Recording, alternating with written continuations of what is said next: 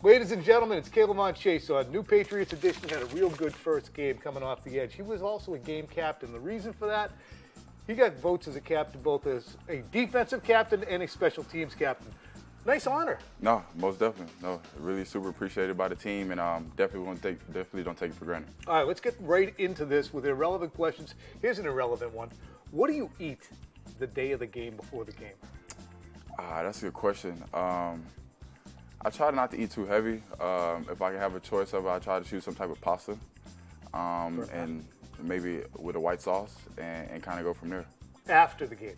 After the game, now that's when we eat good. Now we celebrate the big meals. So I'm a Caribbean food lover. So anytime I can get something curry or maybe oxtail or some vibes or Jamaican jerk, I'll tap into that for sure. I wonder if you're going to be out of luck up here with Caribbean food. I don't know yet. I'm kind of a steak and potatoes guy.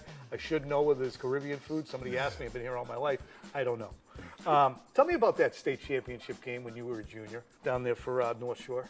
Super dope moment. That was actually one of the first years that the state championship game had got moved to Houston, with it always being in Dallas. So I had the opportunity to have the whole fam there. It was a great year. We hit adversity early on in that year to kind of just see who we were as a team. So going into that game, I knew the stakes were high. We had a team coming from Austin that was a really good team that had some good alumni that was representing well. So I love when the stakes is high and the pressure is all on us, and to come out and make the plays and in the game. So I thrive well in those moments. So he had a fourth down stop to clinch the game. Also a fumble recovery, 3 sacks, tackles for loss. The man was everywhere, everywhere. But he almost did not play football because he opted for basketball. What was the thought process there? I got a game Thursday night if you want to come, semifinals. No, I'm tapped in. Okay. Let's do it. Let's do it. See, first time anybody brings a non-family member to watch one of those ridiculous games. But what made you switch back to football, and do you still have the itch to play hoop? No, the itch to play basketball is always going to be there. That's a true love. That's always going to be in tune with the heart. But I kind of knew just going throughout the game, just throughout the time. I had a lot of coaches in my ear. Just telling me just about the chances of playing football at the next level, and how much of my versatility being off the court and onto the grass, it kind of transpired and make a lot of do well for me and my family. So I definitely was happy to give it a try for sure. Still was missing the hardwood for sure. Definitely wanted to get that away, but opportunities, once those started presenting themselves, and just seeing how respectful the game was to me, and I just understood that this can go somewhere far. So you're a Rockets guy? I am. Huge Rockets fan. All right. We're a big Celtics station, okay? So we're going to have to see if we can bring you over here with a little green, but you might be dyed-in-the-wool Rockets fan, so we might not be able to convert you. We already stole one of our coaches in the past, so couldn't work past. It's a good point by him. Living up here, you said to me right before we came on, first time you've not been living down south. How's the adjustment so far? Is it more difficult with the weather, the atmosphere, or the people? That's a good question. Everything is all kind of have its bits and pieces that you can take from. The weather down south right now, we're still beaming. It's still beaming. So we're getting adjusted. We're enjoying the cool weather, the good breeze that comes with it. This past week with some rain, I didn't know that really came with Boston. That threw me off a little bit. But other than that, it's cool. The people are great. Die-hard sports fans in every aspect, man. Obviously, when you get to talking about the baseball, the hockey, the basketball, obviously the football as well.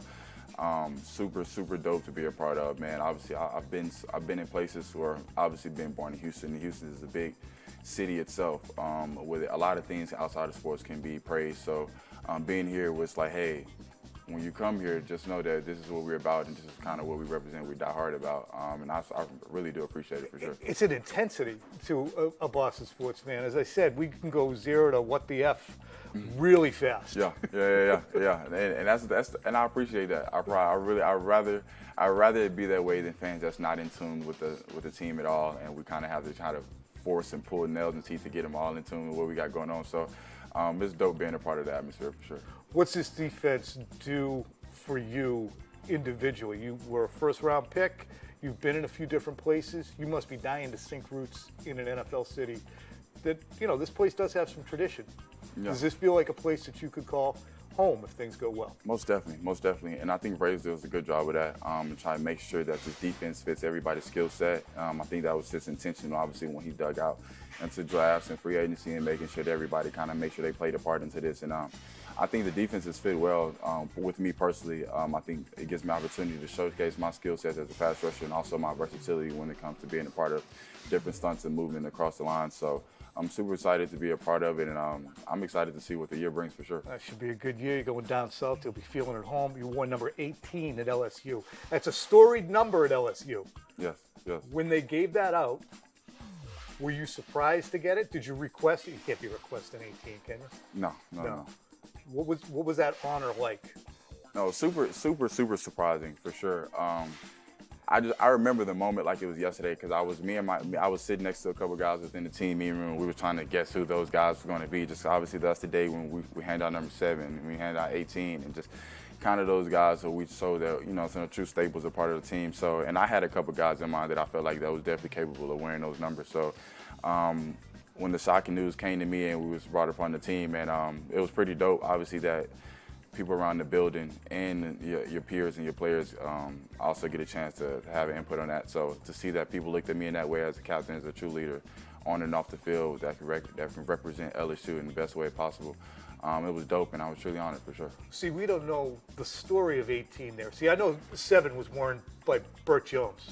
See, that's how old I am. Yeah, you passed me. A little bit. Why is 18 a special number there? True historic number. Obviously, truly represents, like I said, captains and true leaders on and off the field. Obviously, guys who have exceptional talent to be a part of such a historic program, but it gets much deeper and much bigger than what your on-the-field impact can be. And so, once again, like that was just something that I just naturally was, and just naturally who my parents raised me to be. Just to make sure I've been around the building, make sure I'm always near and helpful to any peer of mine, and make sure that I'm always near their ear whenever there's a time and need it, or shoot when things might still just be going good. Just to give you the reassurance, like, hey, brother, you're doing a good job. But what I'm saying, I do appreciate your effort that you're having around the building. Keep going. So me having that time, obviously my sophomore year, I had some time to sit out and kind of just be around the building. But it wasn't one day that I didn't want to be around the guys and be next to everybody and just feel the love and support and just kind of go through everything still as I was on the field. So with that coming with it, man, I was really appreciative for sure. That's great. Now we get to my favorite portion of the program. It's, hey, what's your number? You are wearing number 44, which is my favorite number by far. Begins with Pistol Pete Maravich. Again, continue to date myself. He also wore 7. I know. Pistol Pete, you can watch those highlights Come on forever. Now that's a true baller right there. That's an LSU guy, too. Yeah, that's what I'm saying. Pete and Press. You see some. Why 44? Is it the only number that was there? And do you kind of like the way it looks? Because 44 is a good-looking number. It is. I actually had my mother, my sister, and my brother had an input on it.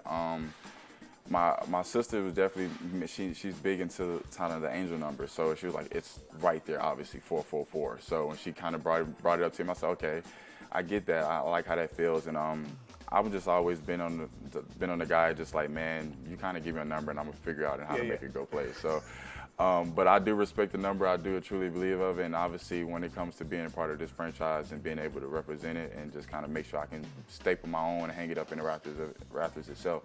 I thought about that when picking it. All right, last question, too. You are very involved in charity. I believe it's homeless folks who you work with? Yes, homeless folks and many more, but I am involved with those as well. Is there any place we can look for or any events we can look toward that you're going to be having later this year that we can maybe get ourselves involved with or make sure the fans know about? No, most definitely. Obviously, we are definitely stapled in with the Thanksgiving. We will have a Thanksgiving charity event.